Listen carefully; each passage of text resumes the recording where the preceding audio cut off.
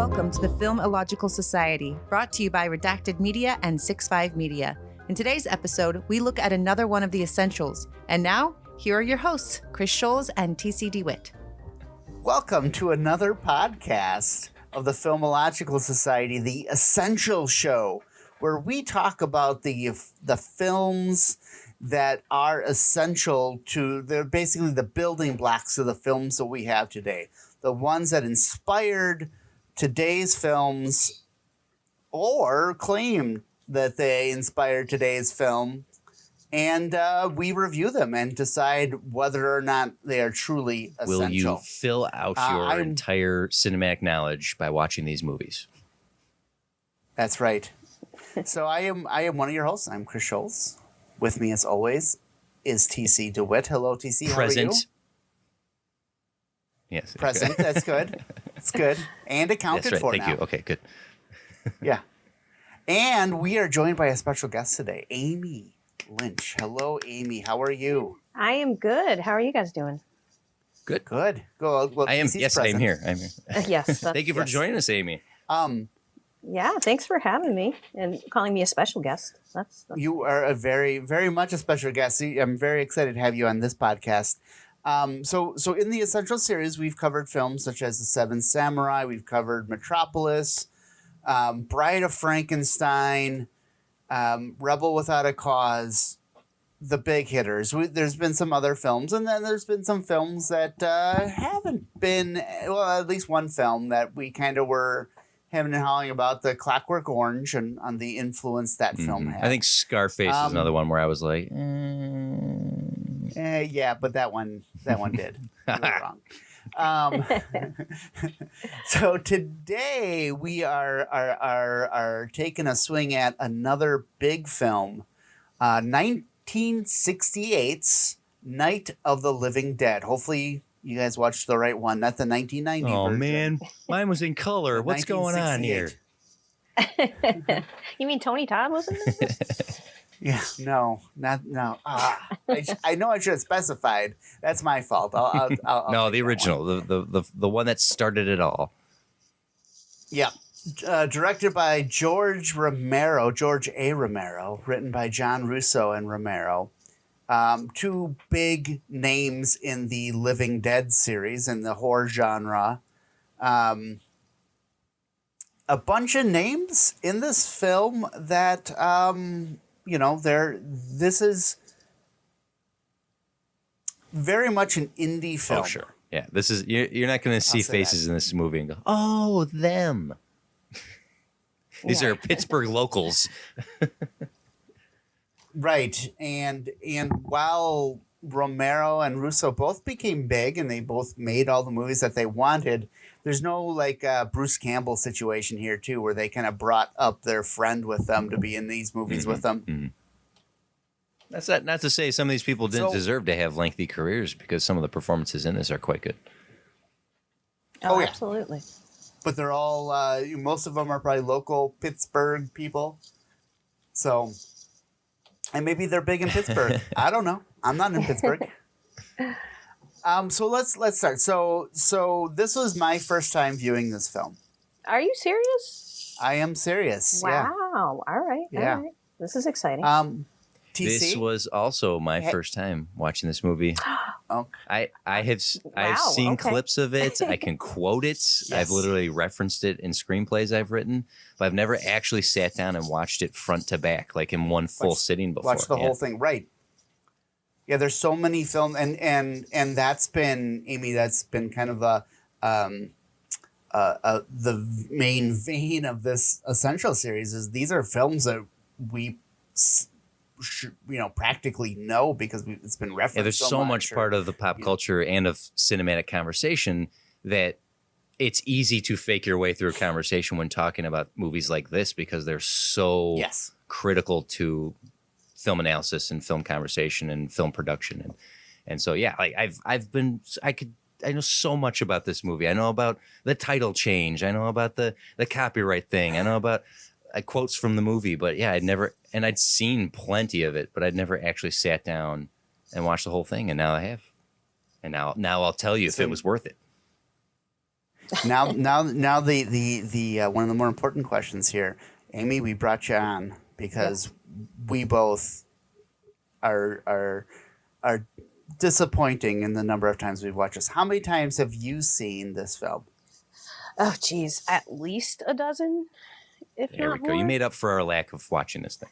Yeah, I mean, I watch it at least once a year, if not twice, honestly.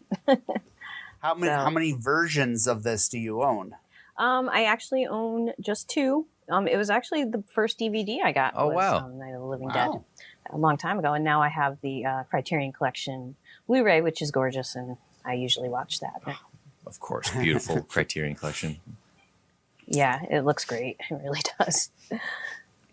So this was originally, it was put out, it was black and white, but there's been at least 3 or 4 different color versions where people have gone in and colorized I remember seeing color clips where the zombie, or the ghouls, I should say, were green, but then I remember seeing them where they were gray. So yeah, there's been more than one colorized version of this, right? I've actually never seen a colorized version of it. Oh, cool. Yeah, I don't think that, I mean, I think most people watch, The original. The original version.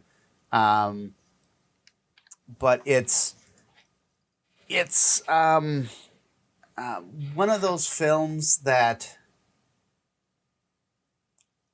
it's just people, it's where the horror genre is now. Because I think at the time, and Amy, you can correct me if I'm wrong, but a lot of like the horror films, there were a lot, in the 50s, it was about these giant things, whether it be the Godzilla movies or the giant ants or giant whatever. Spaceships, saucers. It was, Yeah, it was all about outer space and atomic power and things that were actually, I guess, relevant back then. And then the 60s was obviously a different time. So they changed it up. I feel like the 50s certainly had horror movies, the Universal monster movies coming out of the earlier era of Hollywood, but it was a lot of camp and intentionally so. And they were like, blow off movies you could watch, like kids could go see or teenagers could go see for a thrill, but they weren't movies to be taken seriously. Not really.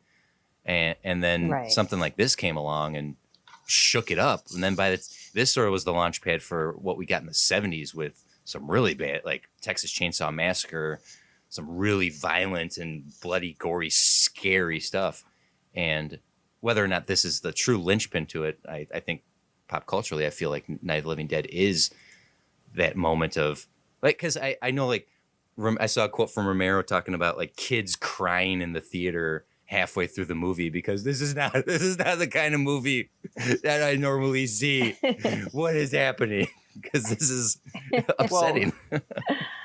So apparently this film, when it came out a month before the current or the current version of the MPAA. Right. Yeah. So no came rating. Out. There was no rating, so anyone could go in the film. Well, it probably would have gotten a PG rating anyways. There's not a lot of swearing. There's not a lot of nudity. Things like that. So I think that's why they kind of thought it'd be a kids movie, and market it as double features with, something kids would watch. Oh yeah. Well, yeah. I mean, why? Yeah. I think, Night of the Living Dead, the title alone screams children's film. Well, well, that is a silly title. I know, like, it's so easy, it's so synonymous with the horror we know today, but if Attack of the 50-Foot Woman, Creature from the Black Lagoon, Night of the Living Dead, like those all have very campy quality to them. So while it ended up doing much better than what the title would suggest, it is a silly title. Night of the Living Dead. All right, so let's talk a little bit about the film itself. So it was Romero's first feature film, directing and writing. My understanding is that he, Russo, and then the actor who played Barbara's brother. Oh yeah, they had Russ Streiner. They had their own. They were the production company, basically. Yep. and they would be making commercials, and they wanted to make a film. So here's their film. They were able to raise about $115,000. That was their budget. Nice. That would be good independent budget now. Yeah, I mean it's basically a bottle movie, because it all takes place basically in that house, which was a house that was about to be torn down anyway. And they're like, "Hey, wait a minute, we can do that for you. We can take care of that for you." So Amy, when you first saw this film, so I'm guessing that this wasn't the first horror film that you saw. No, it wasn't. But it's probably a lot lower budget than some of those other films that you saw first. Yeah, maybe, but I don't think I really noticed that when I saw it. Yeah, because I think we alluded to it before, like the performances by the actors, pretty great. Yeah. Everybody in this is really trying. There's no one I don't feel like anyone in this movie is tongue-in-cheek playing this to be a silly horror movie. I think everyone in this is taking it rather seriously. And I'm aware that a lot of these were stage actors rather than film actors. And I wonder if that played into the seriousness at which they took the text, the barely existent script. My understanding, and again, I keep alluding to you, Amy, as if you're an expert on this, which compared to me you are. But Dwayne Jones, who played Ben, the main focus point, he did have a lot of things that he kind of pushed back on. So originally his character was written to be like this like angry trucker type guy, but he toned it down to give his character more depth, and to break some stereotypes as well, being a black actor, and not wanting to come off as an angry black man. He's so good. He had some notes. He had some things that he kind of pushed, but a lot of the other actors, this may have been their first part, or away from stage. A lot of them were very young. One of them was an actual newscaster from the Pittsburgh area who got typecast as a news guy on the movie. And wrote his own lines. I think he did a great job. Absolutely, yeah, he did. I mean, it's really neat because you always have that newscaster voice that people do, but when it's real, it's like you can tell it's real.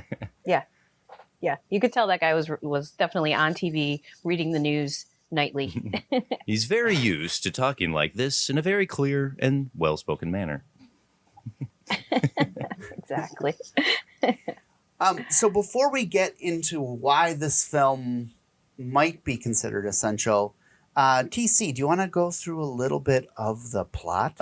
Sure. Okay. So Barbara and her brother are visiting the grave of their father.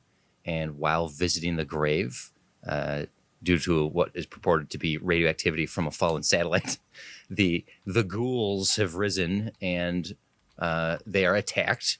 She flees to a farmhouse where she finds some people hiding in the basement, and they lock themselves in this house to protect themselves from the living dead who are coming to feast on their flesh.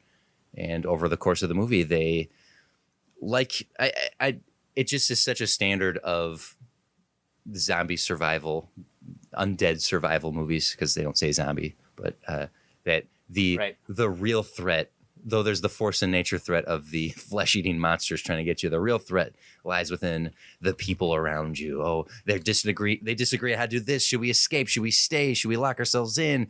Who's going to kill who? And culminating in a very upsetting and all the more continuously poignant ending of, and I suppose, can we speak openly about this? Are we assuming people are not watching this?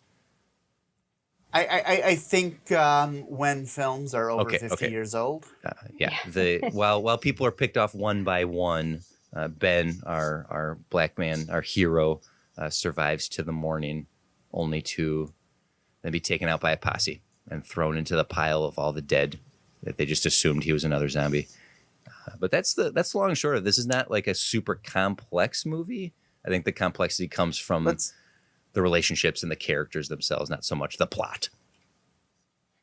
Well, I think it all the standards of modern zombie films that were established in this film. They find out a blow to the head or flames, which I don't think enough zombie movies these days use, but a blow to the head or fire is how to destroy these things. So yeah, that standard is here. Someone was bitten, but they're going to be okay. Like that. The slow walking. You always have, in every modern zombie film, you have the clashing personalities. You have the basically useless couple that just get killed off pretty quickly. Gotta have victims. Oh, Tom and Judy weren't useless. Oh, poor Tom and Judy. What did they do? Okay, Tom was trying to help out. Judy was pretty useless. That's another conversation is how useless the women are in this movie, but unfortunately, yeah. Seeing as the majority of the production comes from a very male perspective, George and whatnot, like it isn't surprising that Barbara's just like out for the count for most of the movie until she like wakes up like, oh, I'm just so overwhelmed, and then she's out, and then she wakes up to help. I'll help. Well, and so I read too that Barbara, the actress, kind of took some. Like she took control of her character too, and they wanted her to be a little bit more assertive and aggressive, but she kind of like pulled herself back. Like she felt that was where her character would go. It's probably a little more realistic. Yeah. Especially for that time period that she would be, needing protection all the time. Submissive. Yeah, I think it'd probably be about at least 15 years before we got Ripley to subvert the expectations of this genre itself to be like, oh no, this isn't just fighting back. This is fighting back with force.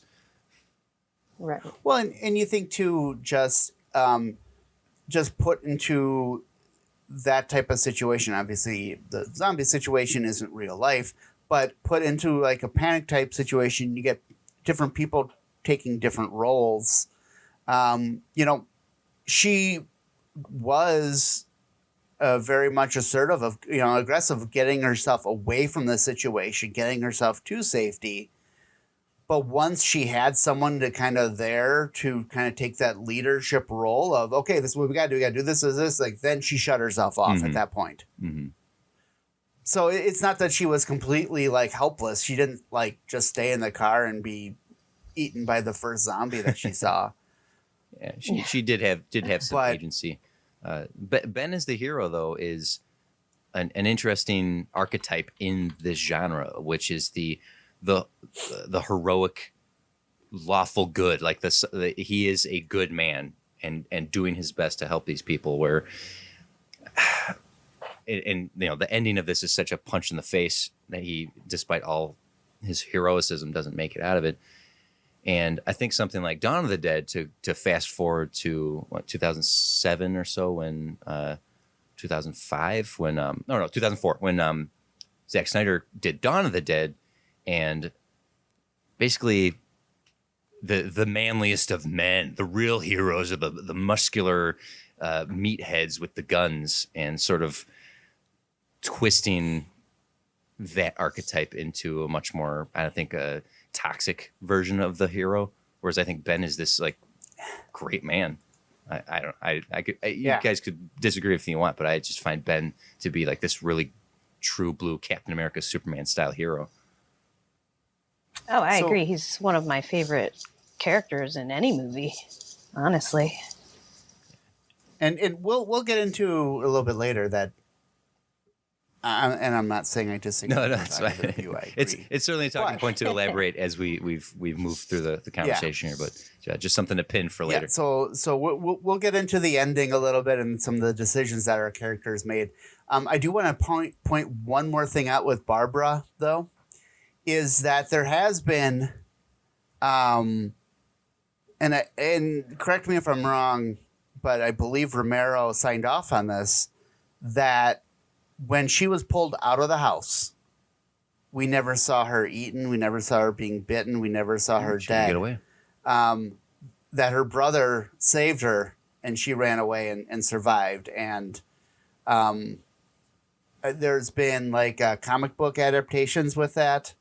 That, how she survived and got out of there. Yeah, I suppose it's true to her character, seeing as this whole movie starts with her being smart enough to run the hell away and survive. Yeah. But yeah, I mean, if that, maybe that gives a chance for her character to kind of be something more and be the one female in this that actually, well, I have to say that there is one other female character that does do something important in this film. The little girl? The little girl that eats her dad. That and kills her mom. She does two things that I don't think you can point out to any other zombie that actually killed and ate their parent in this film. So. And when you think of what horror movies had done at the time, I don't think there were probably many little kid murderer plot points like that. Like that was probably pretty upsetting to see at the time, to be like, oh my God, this child is a dead thing eating her parents. Originally the film called for the dad to be eating the daughter. See, that's neat. But they decided, that's probably too far. Let's have her eating her dad and stabbing her mom. Good, some restraint. Yeah. It's another one of those like, it's hard not to just look at all zombie movies that followed and see like, oh well, that's clearly a reference to this. That's clearly a reference to Night of the Living Dead. Like I think of, I'm going to reference Zack Snyder's Dawn of the Dead again, which opens with like the first real zombie we see is the little girl that shows up in the bedroom and attacks Sarah Paulson and her husband. Oh, well, you look at The Walking Dead. Sophia. The first zombie that he really interacts with is that little girl at that gas station.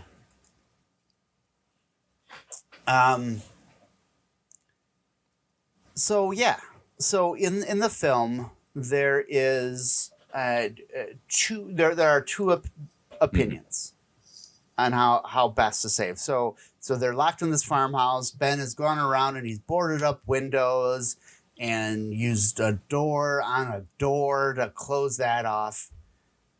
And the two, well, there's three. One is try to get gas in the truck and drive away. Plan A. Not a bad plan. Plan A.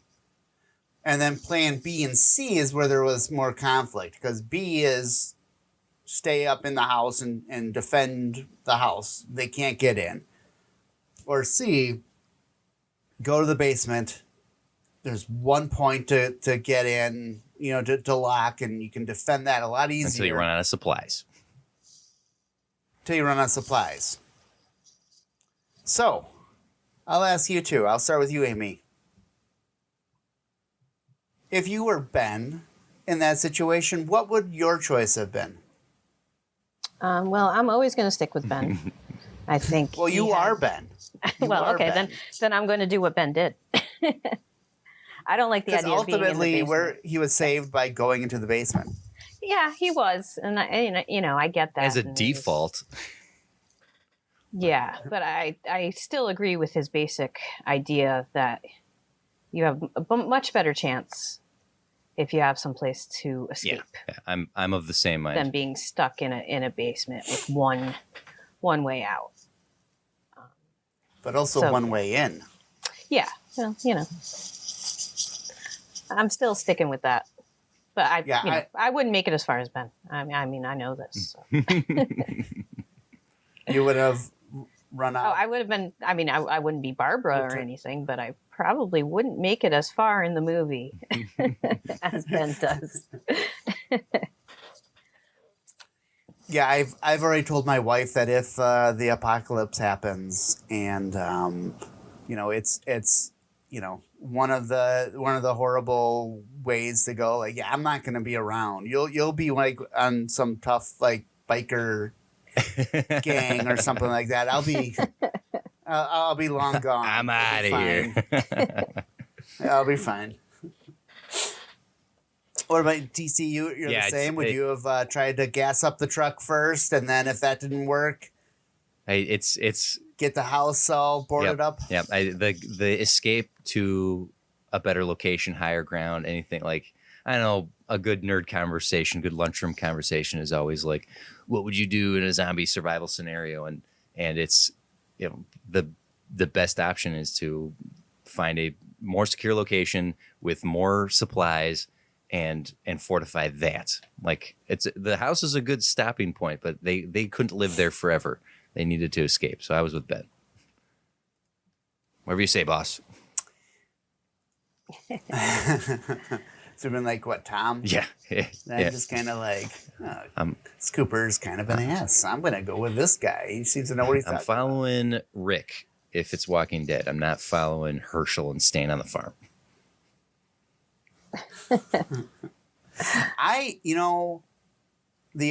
So this has been like, just doing research for this podcast. Like, this has been one of the most debated topics from this film itself, is what choice do you do?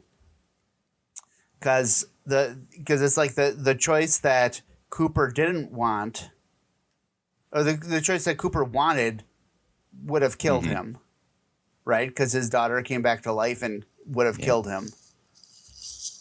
But the solution that Ben didn't want is what saved him. But again, by default, he had no other options at that point. Either way, All right. You could have put all of them down there. As long as you killed that little girl, you would have been fine. The only other solution I saw is somebody's like, why did they just? Because the zombies showed that they really couldn't climb. Oh, get on the roof. Go up to the second story. Idiots. Block the stairs going up. And you're good. Why didn't they do that? Maybe that's where all the production equipment was. Yeah. Well, and there's also the half-eaten body that's up there. Get rid of that. The one that didn't come back to life. Throw it out the window. Because, she was eaten. All right. So I'm glad we all agree that Ben made the wrong choice. That's what I was trying to get to. What's your choice? Where are you going? Are you hole up in the house no matter what? Get in the basement? I I don't know. I like Amy. I probably would be long dead. Or I'd be like in the city going, oh, well, we're not gonna go visit your dad's grave, okay? We're gonna stay right here.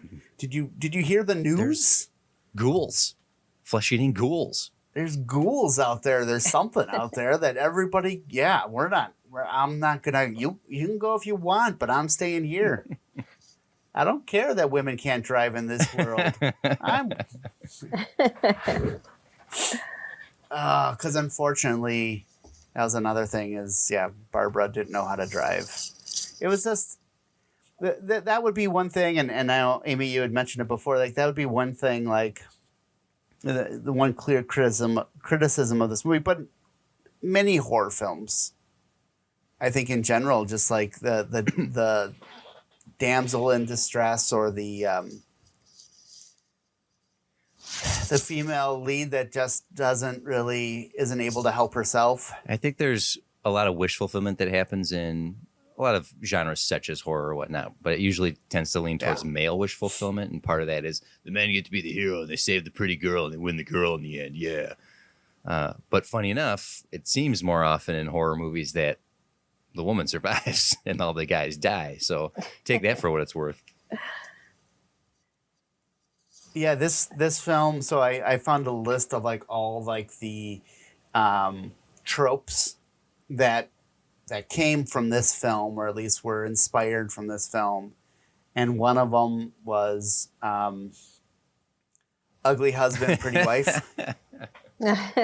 for the Coopers. No, that's for sure. Yeah. It's like, okay. Okay, yeah, so that's Family Guy, that's Simpsons, that's Flintstone, a bunch of other cartoons. It's King of Queens, right? Like it's just a standard. Yeah. But yeah, it's there's about maybe 60, 70 different wow, really? genre like created, like little things or big things.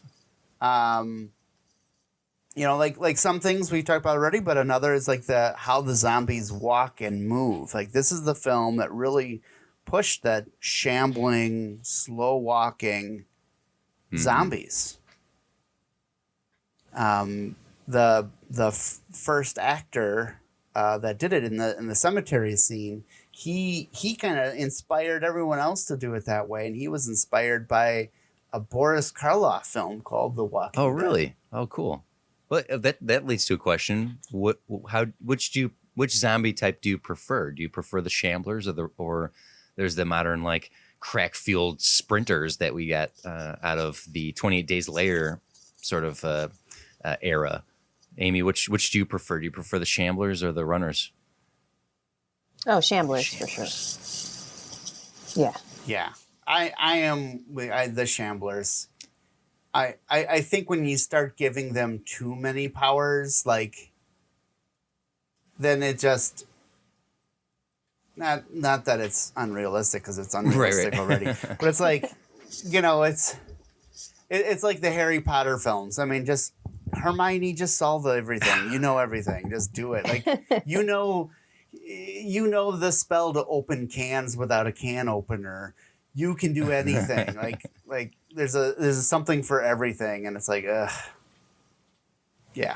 the shamblers. Yeah, I prefer the shamblers as well, and that don't get me wrong. I think 28 Days Later is a great zombie movie. If we're going to talk about the genre for a second here, but it's an anomaly because I think it works for that movie. But when we started moving in towards like, oh, all zombies are running and super strong and like, no, you're missing the point. These things as a force of nature should be overwhelming, but not as a powerful physical threat. I think the idea behind them should always be coming from a place of what's the commentary? Maybe not always. I'm perfectly happy to see a comedy like Shaun of the Dead paying respect to the shamblers or whatnot. Yeah. But by and large, I feel like particularly this subgenre, the zombie genre, and what Romero ended up doing with his subsequent films, especially Dawn of the Dead, Land of the Dead, which is the lesser of all of them. The commentary in that, talking about capitalism, talking about industrialism, talking about misplaced societal norms and whatnot, to just make them be running, screaming CGI monsters. No, like even like I Am Legend, which it was supposed to be vampires. They made them those running zombies. It's just less scary. World War Z, it just makes them. It feels silly. I know it's silly to think you could be overwhelmed by shambling zombies, but I'd much rather have the shamblers than the runners. Yeah, well, I think that's like the scary part of it too, right? Like you just see one zombie shambling towards you, and it's like, okay, I can get away from that one. That's not a problem. You see a horde of them. But when you see the horde of them, then that's what's scary. That's what makes them scary. Is you're just overwhelmed by it, and anyone that they defeat joins their horde. So it's like it's the army doesn't have it's basically an endless supply. You're like unwillingly become a member. If you don't get dismembered and eaten, you're now part of the horde. Right. I love that. Yeah. So, I think you can give, it's like in the 90s and early 2000s, like the vampires became the big thing, and all of a sudden they got all these like additional powers and things. Like they could run super fast, and they, and they would glitter. They would litter? Oh, no, glitter. Okay. Glitter. Those bastards. Glitter. Hey, vampires know that they're going to be around for a long time. There are no better environmentalists than vampires. Let me tell you. Yeah, they want to preserve, you know? They want to make sure the world's around for them to continue to exist in. Well, on that note, I think it's the perfect time to take a break for our sponsor. Oh, yes. I'm excited to find out who our sponsor is today.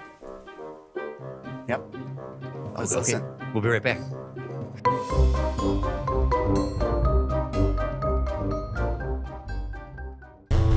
Has this ever happened to you? This video game is bullshit! Are you tired of gaping plot holes and boring gameplay mechanics? Look, all I'm saying is that if a full-fledged Krogan is falling off a platform, there's no way Commander Shepard has the upper arm strength to pull him up.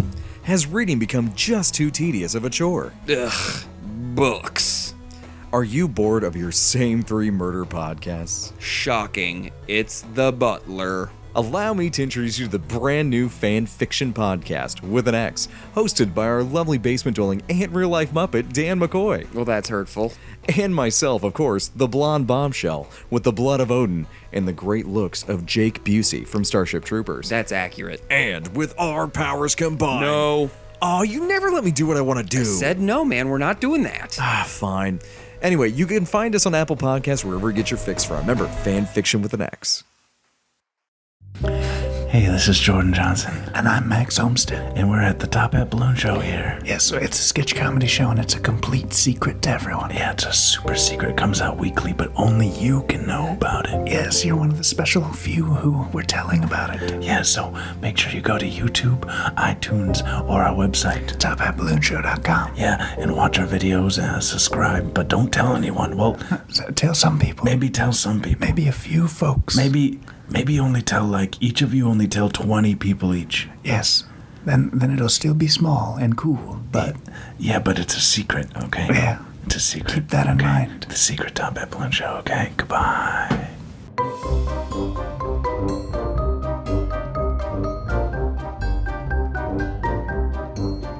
All right, well, that's our first sponsor, but we do have a second sponsor that I found. I lined it up when I said I was going to do this film. I just put it on Friendster, an old site that I have, and they found me. So so you just put it out there, looking for sponsors for our Night of the Living Dead, and yeah, we're doing that. So TC, you should have gotten a package earlier today. If you want to open that up, inside is a can of, it's called Nambi Spray Alert. I'm opening it up. There you go. Okay. There you go.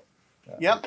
So Nambi Spray Alert, what it does is you go run up to the zombies and you spray them in the face with this, and it makes them turn around and go away. Oh, interesting. Okay.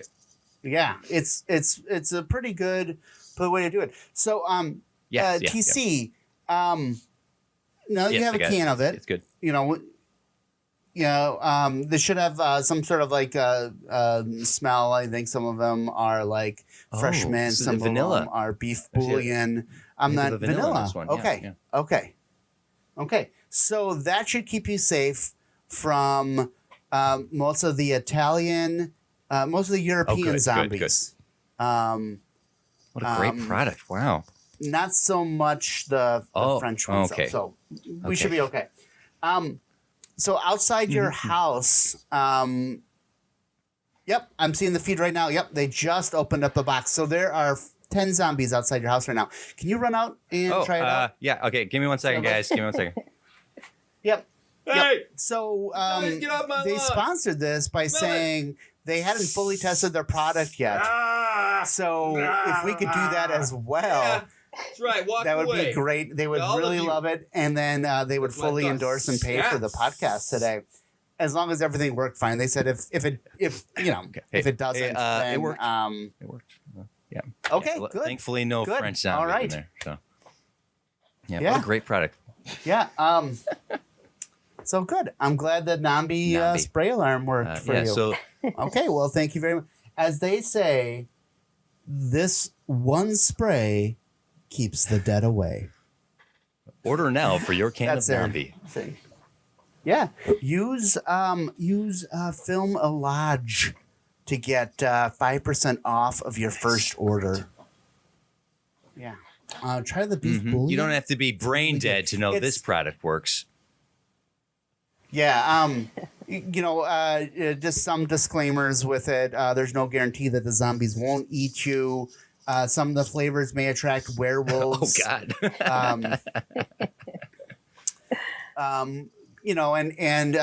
Hey, if you're stuck in the middle of a zombie horde, would you rather have a can of this or nothing? That's the way they look at it. I like where your so. head's at, Chris. Yeah, well, it's not me. It's not my product. It's Nambi. Okay, well, let's get back to the show. No zombie. I just got it. No yeah. zombie. Oh my gosh. Quick Man. with the uptake there. Okay, that's clever. That's clever, guys. Okay, good job. Whew, good. Okay. So let's get back into Night of the Living Dead. As we talked about, there were a number of films that came out of this. Because Romero went one way and Russo went the other way. Russo kind of went more of the horror comedy route with his films, and then George Romero went with this type of feeling, doing a lot of social commentary and all that, which makes it kind of surprising. With this film, he claimed many times that he wasn't making a social commentary by casting Dwayne Jones as the lead actor. This was one, if not the first film where the main actor, the lone main actor, was a black man. Incredible. That it's Night of the Living Dead strikes me as very like Citizen Kane, where when you watch Citizen Kane, you're like, okay, why is this impressive? And it has a lot to do with like, because it never been done before. And to think that this was a black male lead was something that hadn't been done before, that's crazy. Because, obviously it's so commonplace now. Why shouldn't it be? So it's funny for him to be like, I wasn't making social commentary, I just cast somebody. Yeah, he claimed it was the best actor that tried out for the role. I don't even want to imagine anyone else in this role. Although we could, because they remade this movie. So. Yeah.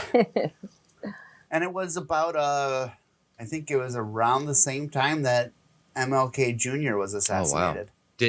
Was he? So there was, 1968 is a hotbed of social injustice in this country. Like it was one of the big years of that. So for them to cast a black actor as the lead and say, "Oh no, it wasn't a social commentary," is yeah, I think it's. Huh. So he wasn't inspired by Malcolm X, like being killed. I suppose. There you go. That's. Well, the original actor, like I think MLK was assassinated after the movie was already made. Okay.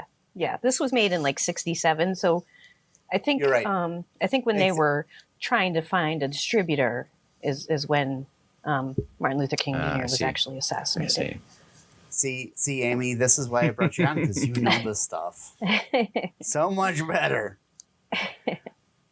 But either way, like it's still just an interesting time, and the writers claim that they didn't write with anything in mind. Like they assumed it was going to be a Caucasian actor that was going to play Ben, but lo and behold, I'm so glad that they cast the best person, the best actor that read for the role. That's fantastic. I love that. Like it happens so often, and especially iconic roles, when you find out the casting process. Like, oh, imagine Eric Stoltz as Marty McFly, that sort of thing. And sometimes there's those lightning in the bottle moments where it's like the person they wanted, the person they got was meant for this role. You don't want to see Tom Selleck's Indiana Jones, right? I don't personally know. My mom does, but That's another story. It's nothing. That's against another Tom podcast. Selleck, What does my mom want? It's all about Tom Selleck, basically. I don't get it, but we do it. All right, so Amy, I want to give you a chance here to kind of talk about why you watch this film every year, why you like this film, why you think it's an important film. Anything you want to talk about this film, go. All right. Well, I mean, it's one of my favorite movies and has been for a long time. I saw it first when I was a kid, and none of it, occurred to me. The fact that it was an African American main character, that there was commentary about civil rights movement or Vietnam, or I was way too young, didn't get it. None of that crossed my mind. I was just like, this is a really cool movie, and it didn't bother me that it was in black and white and anything like that. So it's just one of those movies that's stuck with me. And then the more I got into horror, you just know that Romero's one of the one of the greats. Godfather, yeah. So and just hearing all the about the making of the movie, and like the low budget, the indie filmmaking, the guerrilla filmmaking, even. It's the story of how it was made is just as interesting as the movie, in my opinion. And I don't know, it's just watching it again recently for this podcast. I'm going to go back to talking about the Criterion Collection Blu-ray. It just looks so amazing, because I'm sure the first time I saw it, it was probably really grainy and, but supposedly when they shot it, it looked as good as it does now. Wow. It was just the distributor used cheap film and, things like that. So when it played in drive-ins and things like that, it was much grainier than they had originally shot it. So, there's just so many interesting things about the making of it. And I got to see a Q&A with most of the cast without Romero or Dwayne Jones, obviously. And that was really awesome. It was a screening, but that was it was back in 2013. I don't really remember that much about what they talked about, but it was great to meet them all. And absolutely. The sheriff, the guy who plays the sheriff, George Casana, I talked to him for, a good 20 minutes. He just loved talking about it. And I bought a t-shirt that says, "They're dead, they're all messed up." And, he was just so proud of the movie. And it's just heartwarming to think about it, everybody's heart was into this movie. And, it's just, to me, it's great. Every shot is great. Every character is great. I may not agree with Barbara being, so useless, but by the end, she kind of picks it up a little. And I kind of, over the years, have gained sympathy for her. Yeah. And besides the fact that no matter how many times I watch this movie, the ending affects me every single time. So it's still a punch in the gut every single time. Yeah. So, I mean, that says something to me about, how this movie is special. Yeah.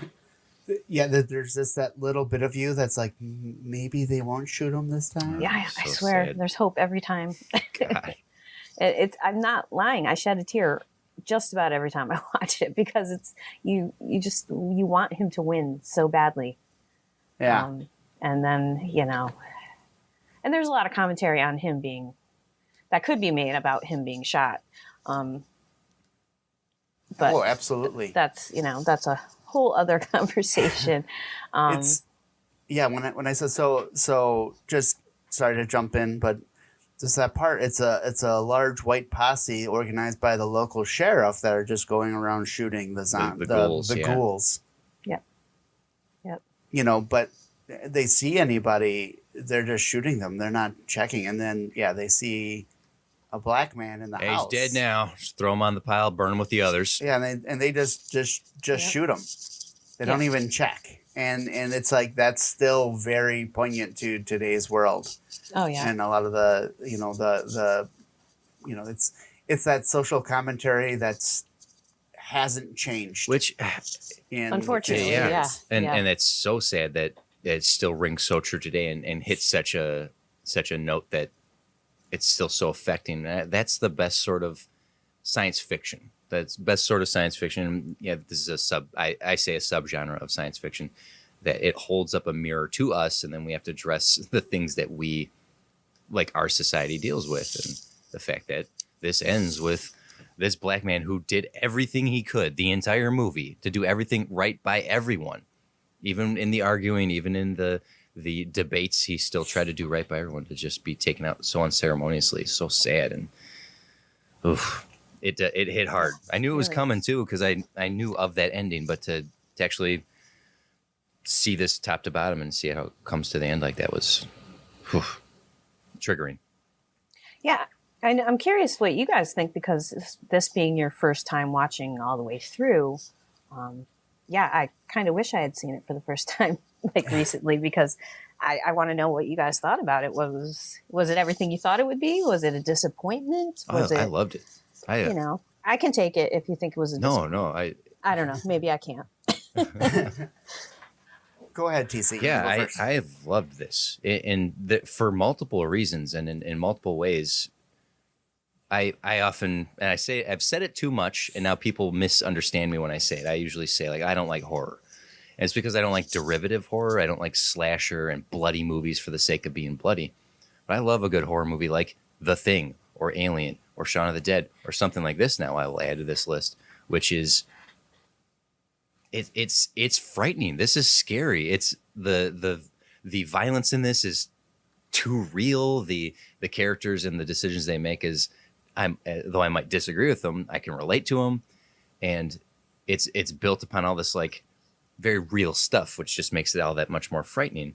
But also from like an indie perspective, being an independent filmmaker myself, being a professional screenwriter myself, looking at this as a film, this should be talked about in the same way people talk about Clerks, or they talk about Reservoir Dogs, or the Virgin Suicides. When you look at the 90s era of indie film that pretty much launched what we see as low budget features now, looking at this with next to Evil Dead, this is an inspiration to look at what they did with their gumption and their desire to make a movie, and to make a movie this good, that's still good to this day.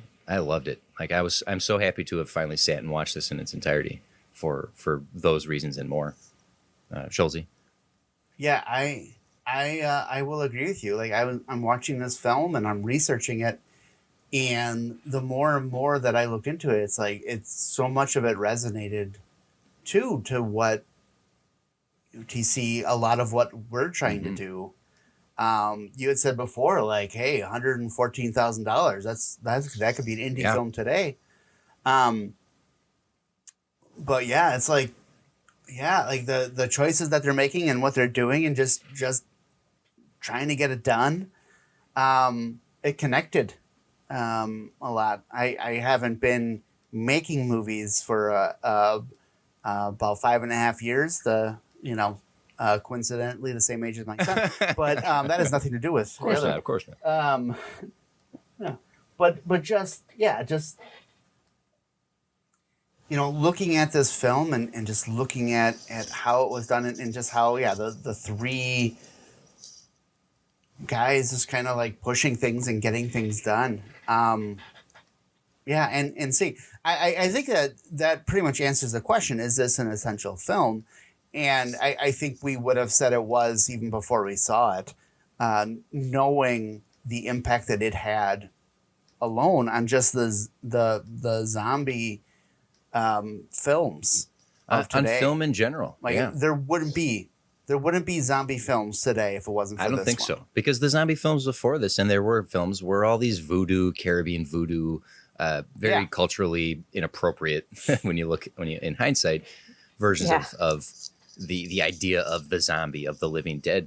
And this launched a genre, and it's because of the quality of it. It's because when it came out, right, it said, hey, you might like those B movies, but look how seriously you can take this. And that has echoed all the way to this day. Like freaking Walking Dead has been on the air for 12 years at this point, right? People continually return to zombies, like zombies themselves. Yeah, this is This is absolutely an essential film for the genre, but I think it's an essential film for independent filmmaking as well. Because, as I said, these people took this seriously. The actors came with the desire to tell a story that resonates, that rings true. They didn't come to play caricatures or laugh their way through some cardboard cutout monsters. And it was also like a whole community thing, like the volunteers, people who were the zombies, people, like we were talking about the newscaster, who's an actual newscaster. Yeah. Like people, they wanted to be a part of this, and they all, they took it seriously. Like you said, they didn't think it was a joke. They showed up. I mean, these people weren't getting paid or anything. They were just, I got to shamble around like a zombie. That's cool. Or I'm going to eat these lamb intestines. I'm going to, whatever. Sounds good. Yeah. And the fact that, so many people did so many different roles. Like the sheriff is also the production manager, and, John Russo did a bunch of stuff. They all played zombies. They set themselves on fire. They, they did a bunch of crazy stuff just for this movie to be made. And the dedication is, I don't know, it's pretty amazing. And I think it shows up on the screen. Yeah. So Amy, I'm sure you would say for sure this is an essential film. Do you feel the genre aside, and you did say this is one of your favorite movies, for people trying to develop this lexicon or a library of knowledge when it comes to film in general, do you feel, I think I know the answer to this, but do you feel this is an essential to that? Yeah. Oh, absolutely. Yeah, no question about it. Especially if you're, an aspiring filmmaker or, something like that. I think there's a lot to be learned. Like I said, from the making of the movie is just as interesting as the movie itself. Yeah, I know there's a documentary out there that I found after I watched the movie. I was looking around just to see if there was any documentaries. I know there's at least one that I'm like, oh, okay, I'll have to check that out. There's one that's as long as the film. Awesome. Yeah. There's Birth of the Living Dead, and there's, I know there's a few on the Criterion. I don't know why I'm doing a commercial for the Criterion Collection tonight, but that's it's our third sponsor. It's our third sponsor for the episode. Yeah. So if you pick that up, they have, some great extras on there, so that's all I had to say. Just another plug for Criterion. And I will say a lot of the films that we've done on this, there is the Criterion version of, and generally I've gone to the library and had to get them there because the movie wasn't streaming or it was going to cost a lot to buy it off Amazon and all that. This movie's everywhere because So due to a mistake from the small production company, when they did the name change of the film, they forgot to put the right template on the card. So there's no copyright. So they lost. There's no copyright on it. I mean, that's heartbreaking in itself because they didn't reap the rewards financially of all that work, and it's it's public domain, all because of a clerical error, screw up. Yeah, I mean, So the film budget 114, it grossed approximately $30 million. So that's 263 times its budget. Wow. So that's still a lot of money, but fortunately, at least for the principal, the core people that made the film, they were given a lot more to do. Where George C. Romero will forever be known as one of the most important influences in the horror genre. Mm-hmm. And helped push another trope that I think is often missed in a lot of horror films, and I think this goes to TC what you're saying, like the derivativeness of a lot of horror.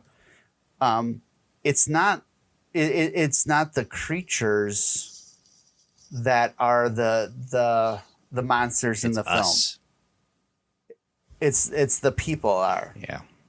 And I think that, that started, you could say Mary Shelley started it with Frankenstein. That it wasn't the monster of the book that was the worst character. It was everybody else.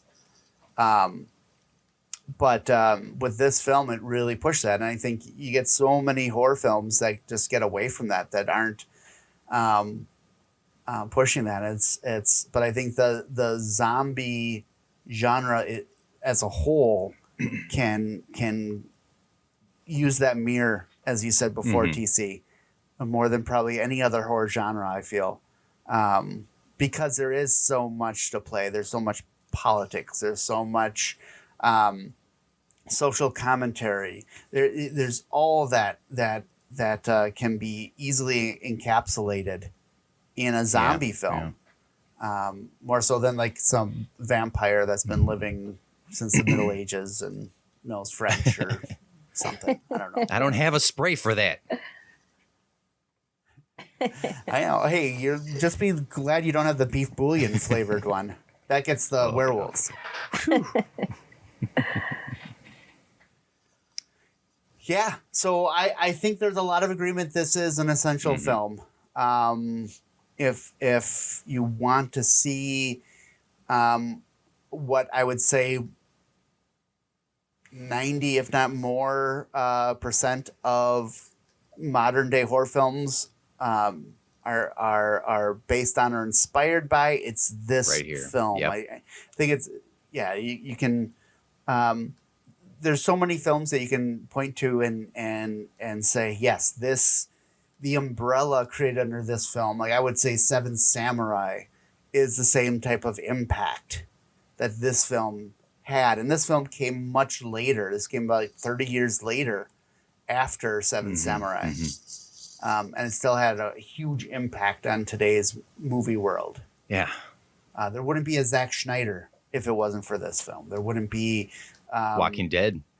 A James Gunn. There wouldn't be Walking Dead. There wouldn't be so many things that are, were so many people that were inspired by this to make them. Sam Raimi. Yeah, definitely Sam Raimi. Like if you want to talk about an inspiration, and I even said that earlier. You look at Evil Dead against Night of the Living Dead. It's very clearly inspired by the existence of this movie.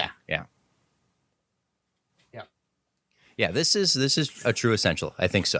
Of the ones we've watched, you can look at some of the things like Lawrence of Arabia or Seven Samurai and be like, these feel like film school snobby pretension.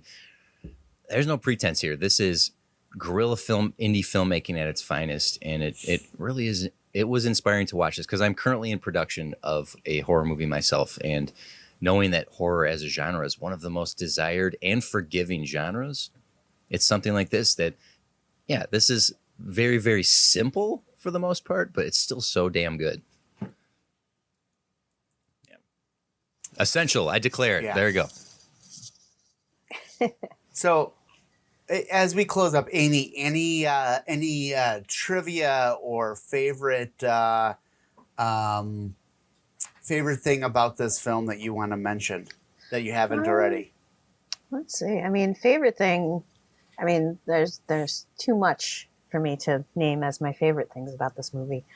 Some little trivia I did learn over the years was that George Romero actually made the zombie skull face himself of the woman upstairs. Oh, yeah. So I thought that was interesting. And, just little tidbits like that I've picked up over, I read a book or two. There's tons of stuff. It's all,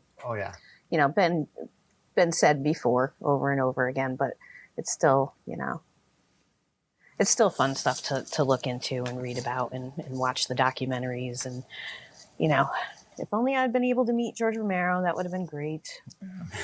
But I was not one of the lucky ones. He just seems like such a wonderful person to talk to when you see him in interviews. His legacy lives on. So, yes, it does. I will say, just researching this, there's always the what ifs, and originally, George Romero had tried to hire Tom Savini to be the makeup artist for this film. All right. So I know Tom Savini the most from was it what was the film with George Clooney? The Bordello Blood, or from Dusk Till Dawn, yeah. Dusk Till Dawn, yeah. So he had like the big gun in his belt buckle and stuff like that. But he's another big name horror film guy, and he was supposed to be part of this as well, but he couldn't because he was in the army. Oh wow, okay. Yep. At the time. So they sent him to Vietnam instead. Yep, they sent him to Vietnam instead. So he later appeared in a different film, and obviously he was able to have a very successful career. Yeah, but yeah, it's like all those little connections, right? Mm-hmm. Yeah, he was in Dawn of the Dead as the motorcycle raider. Wow. All right, well. Amy, I want to thank you. You were the expert on here. You may have called yourself more of a fanatic, but I consider you the expert on here compared to us. So thank you very much for joining us and sharing your thoughts on this film. Absolutely. I knew it was going to be this was the type of film to get you in on. Oh, absolutely. No, I love it. Yes. So what film should man, you're going to put me on the spot live on the air here? I hadn't even put any thought in that. I think it would be nice to go towards a war film, right? Because there was an era of, if not war film, then spaghetti western, if you want to go to like Leone. Something like Good, the Bad, and the Ugly. Yeah, well, why don't we do this? Why don't we, we'll hold that thought. Wild Bunch, Great Escape, Sergio Leone, Fistful of Dollars, something there. We'll come back and chat about it, but I think we should go to that era. We can try that era. Well, Amy, thanks for being on. It was really great to have a third voice and just a different perspective on things here, even if it was just us spending an hour talking about how cool this movie is. Hey, thanks for having me. Yeah, you're invited to any other one that you want to join us with, or the other. I know you've been on a couple now with the other podcasts. So, I have a message from Chad from awesome. the Filmological Society himself here. Chad says, "Hey Schulze, thanks for inviting me on the show to talk about one of my favorite movies, Night of the Living Dead." So that's a thank you from Chad. Well, I'm pretty sure he likes the 1990 version, though. Okay, so. yeah. Oh no, that would have made some interesting discussion. I think. I mean, speaking of Tom Savini, I don't mind that version, but I mean, remakes are never necessary. But it's not a bad movie. But I that would have been an interesting debate. I will just backtrack slightly to say I don't know for a fact that's the one he was talking about. I'm just assuming it is. I'm sorry. Okay. Presuming it is. All right. So thank you very much. And that it's Night of the Living Dead. It's certified essential. Yes. All right, Schulze, get us out of here. Well, thank you, everybody. That's the end of this show. Bye. Don't forget your Nambi. Thank you for listening to the Filmological Society. If you'd like to listen to similar podcasts, please check out 65 Media on Stitcher, iTunes, and Facebook. Or check out Redacted Media on Facebook and YouTube.